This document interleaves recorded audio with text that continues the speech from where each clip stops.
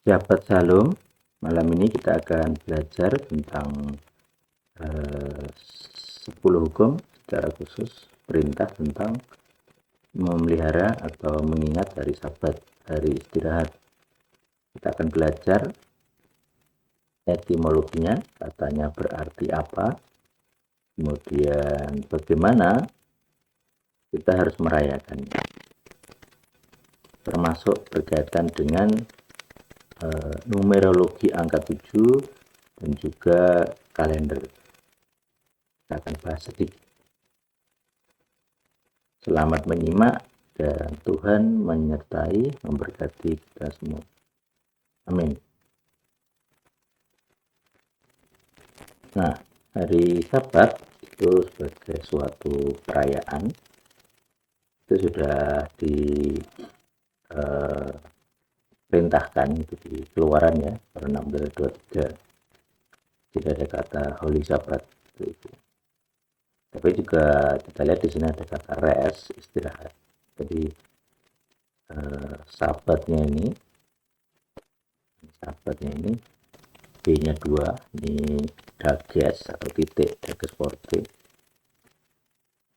Tapi juga kelanjutannya ini ada ton ya, ada tonnya, sabaton. Jadi sabatnya ini sebagai nama harinya, double B ya. Kemudian ada onnya atau sabatonnya, ini rest, istirahat. Jadi ada dua kata yang sudah kita lihat di sini. Lalu kalau kita lihat kata yang lain dari Kejadian 22, dia ada istilah ini ya, beristirahat, spot, spot, dan dia beristirahat. Jadi Sabat itu diterjemahkan beristirahat juga, gitu ya. Bukan sebagai nama, gitu. Ada yang sebagai nama, ada yang sebagai makna. Dan untuk nama ada tanda baca yang berbeda, gitu, antara penggunaan nama Sabat dan makna Sabat. Tapi saya tidak akan terlalu memperhatikan. Kemudian ini ada 7 yang saya lingkari. Jadi perhatikan hurufnya sangat-sangat mirip nih ya, antara Sabat dan Seva, kemudian Bet dan Sebi. Seva, Sin dan tidak ada kemiripan huruf. Nanti apakah ini memang punya artinya ada hubungannya atau tidak, nanti kita lihat. Jadi di sini ada sin, ada shin, sini ada bet, dan di sin ada sebi. 7 ke-7, sebi itu ke-7. Kalau 7-nya adalah seva. Itu yang dari ini juga sebi. Jadi 2 ya. Kemudian dari sebi sendiri atau ke-7 itu dari kamus besarnya ini adjektif 7 ordinal number, seperti dalam beberapa ayat Genesis 2, Kejadian 2, 8 dan seterusnya. Kemudian itu sebenarnya dari kata 7, jadi ke-7 dan 7. 7 Seva atau Seba. Jadi kalau kuno biasanya pembacanya dianggap B ya, Seba. Nanti modern pakai V karena dia bet tidak di awal, gitu. Biasanya dianggap dibaca V. Seva. Ini yang menarik ternyata bahasa Inggris. Nah, bahasa Inggris itu ternyata dari Ibrani ya. Kita lihat 7. Jadi S, sin. Kalau di Inggris S-nya tidak ada perbedaannya, S-nya cuma satu jenis. Kalau di Ibrani ada sin, ada shin, ada yang lain gitu ya. Amek gitu misalnya. Dan mungkin juga sebelumnya ada lagi. Kalau di Inggris S-nya cuma satu. Terus V. Nah, V ini sama dengan bentuk modern dari B bacanya, ya, bunyinya maksudnya. Jadi kalau Seba ini di modern dibaca Seva, ternyata bahasa Inggris juga Seven. Jadi rupanya bahasa Inggris mengambil, ada diduga ya, juga mengambil dari Ibrani kuno atau Ibrani. Jadi satu leluhur dengan bahasa Inggris. Non gunakan di dalam banyak ayat, misalnya Kejadian 4, Kejadian 5, 7, 5, 25 dan seterusnya. Baik, itu dari sisi kata Seva dan Seven. Misalnya ini penggunaan, nah ini di Ibrani modern Seva, jadi nggak dituliskan. Di transliterasi Inggris tidak dituliskan Seba tapi Seva. Di berita 7.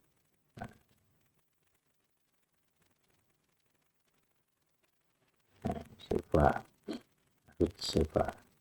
Menarik juga angka 7 Seva ini dipakai untuk banyak media ya. Di Indonesia juga ada kan, Trans 7, berita 7 juga ada yang online kalau tidak salah.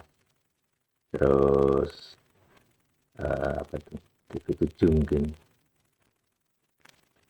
Jadi apakah media itu menyukai angka 7? Nah, itu numerologinya apa bisa ditelusuri lagi nanti. Ya.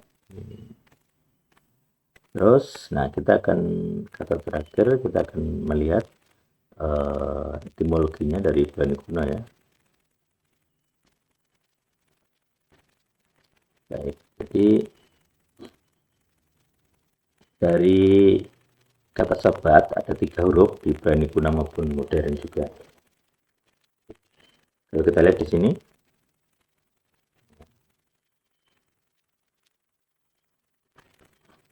nah ini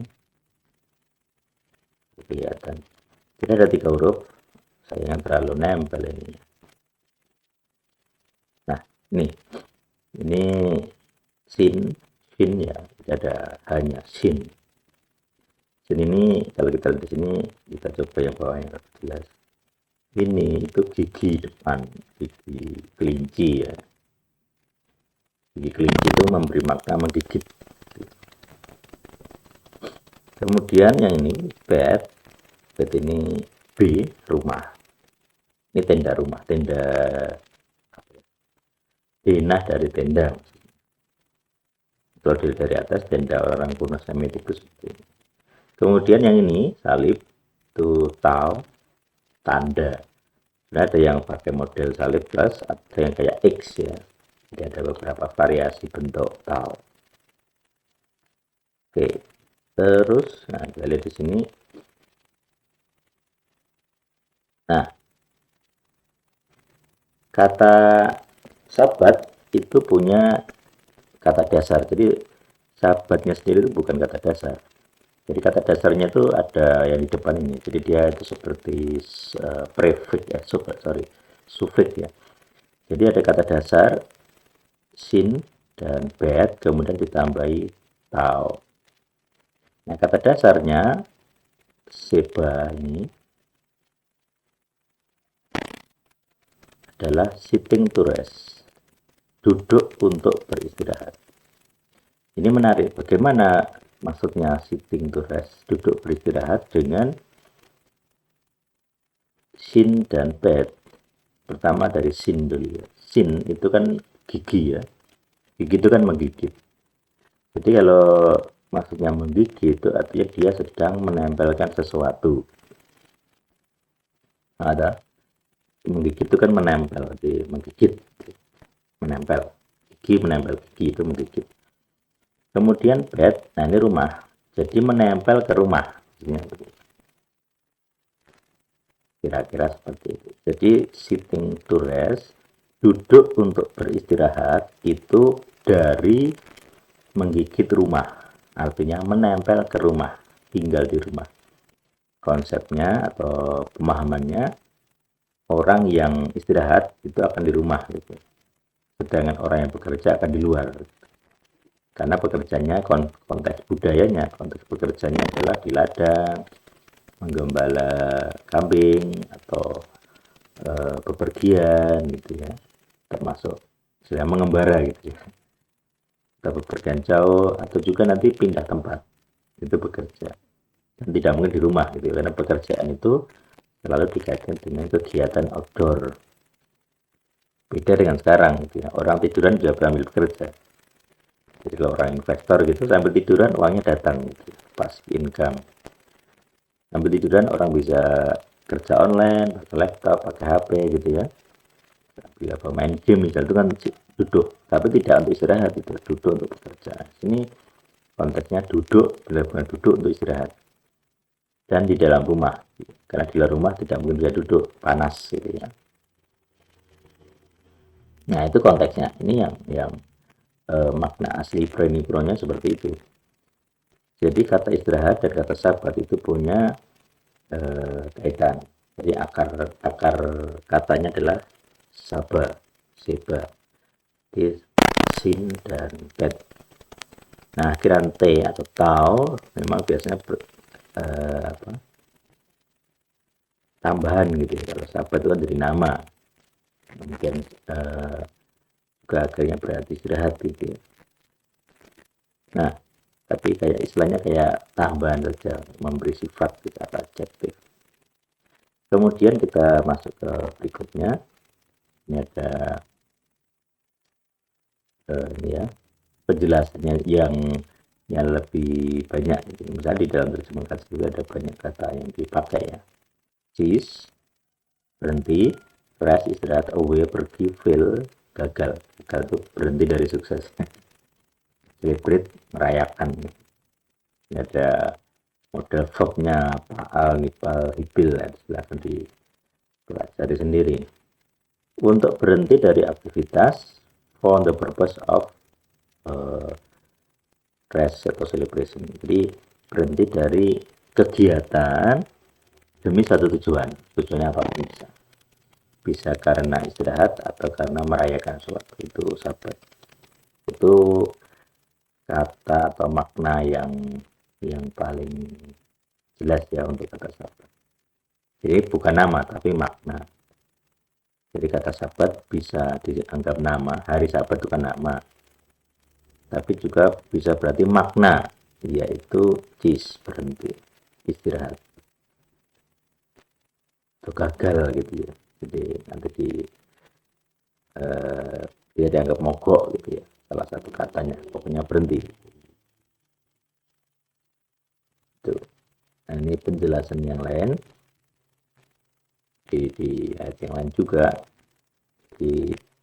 Ini berkaitan dengan angka 7-nya yang sering dipakai gitu. Karena pada hari ke-7 beristirahat atau di hari spesial gitu ya, untuk beristirahat.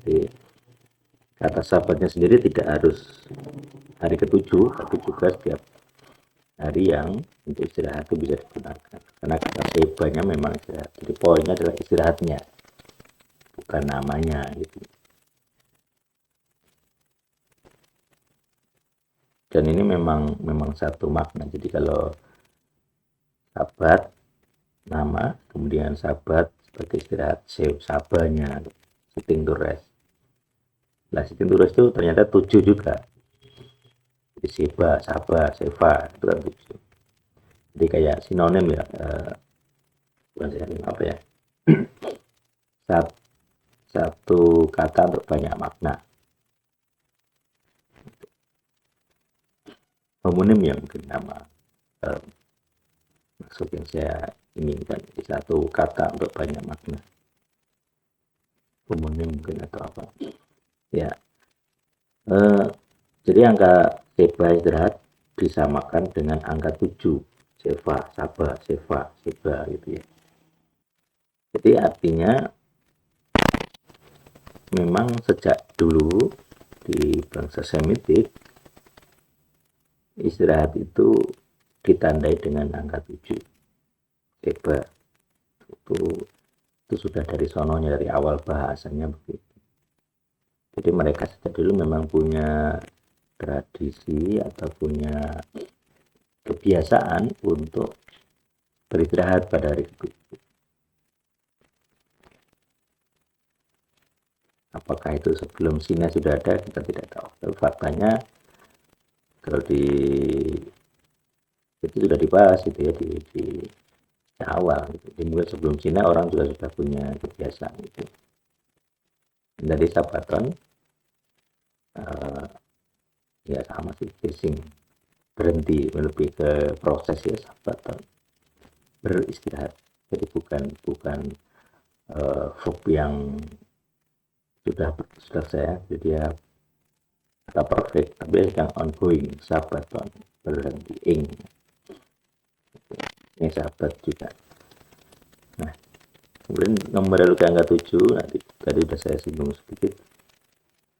Jadi angka 7 itu sebah.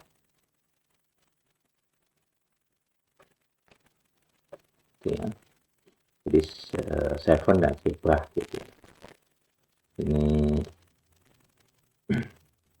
Ini sin, kemudian ini bed. Nah ini apa ini? Ini matanya apa? Nah ini ayin. Jadi ayin ini tidak bisa dibunyikan seringkali gitu ya. Bahkan bisa ganti bunyi sedikit. Jadi ayat A tapi bukan A tenggorokan gitu ya, biasanya. Jadi A dengan halus, sin, ayin. Nah, ayin ini seringkali dipakai loh di Maswara itu untuk gah, g ya, g, untuk gomora, gaza, jadi gaza. Sekarang jalur gaza.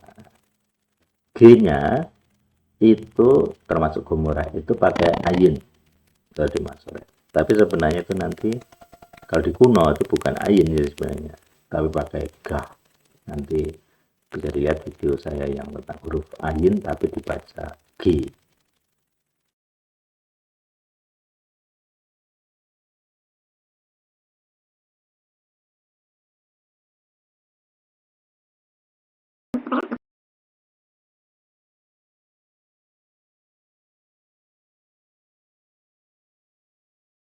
Ini gayin. Dalam Ibrani kunonya ada huruf gayin. Nah, seperti ini dari dulunya, atau early Hebrew atau proto-Sinaitic atau ancient Hebrew seperti ini. Ini gayin. Gayin itu seperti kalau kita keterangan di sini twisted rope. Kemudian nah di sini sebah itu punya makna sumpah. Nah, saya kaitkan dengan numerologi karena ini berkaitan dengan jadi kata sebah 7, kemudian istirahat. Nah, di sekarang dengan tambahan ayin ini kan mata menjadi 7 oneself. Ini menyempurnakan sesuatu yang sempurna, swear, sumpah, janji. Jadi misalnya tadi kan kita kata dasarnya seba itu kan sitting to rest, dan mata berarti kan mengawasi. Jadi bersumpah itu punya makna saya beristirahat dengan penuh gitu ya, terus diawasi. Jadi sesuatu yang dikatakan equilibrium, istirahat sepenuhnya, mungkin seperti itu. Nah, kenapa dikaitkan dengan sumpah? Karena ada matanya ini memberi makna saya mengawasi sesuatu yang istirahat, artinya tidak ada perubahan maksudnya. Jadi digigit itu kan tidak ada perubahan. Jadi kalau udah nempel di rumah, dia nggak mau pergi, yang benar itu diawasi, itu sumpah. Jadi bersumpah itu mengawasi sesuatu yang sudah digigitkan, diikatkan. Ini dikatakan di situ literally 7 oneself. Aku menujukan diriku. Jadi kan aku tuju itu artinya aku sedang bersumpah sempurna. Jadi sesuatu yang tidak bisa diubah. 7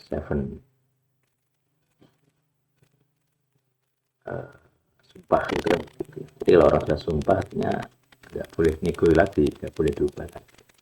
Maka ini kalau orang perjanjian Cina itu kan sumpah, perjanjian pernikahan, perkawinan itu sumpah, termasuk sesuatu yang kutuk gitu ya. Makanya ada yang disebut kutuk leluhur karena apa? Karena nggak bisa diubah gitu. Jadi sesuatu yang tidak bisa diubah dari leluhur harus diubah oleh sesuatu yang lebih tinggi dari leluhur, itu maksudnya. Misalnya leluhurmu bilang kamu harus A, terus kemudian oleh A ini kamu menderita gitu kan. Nah, ini hanya bisa diubah oleh sesuatu yang lebih tinggi dari leluhurmu, itu maksudnya.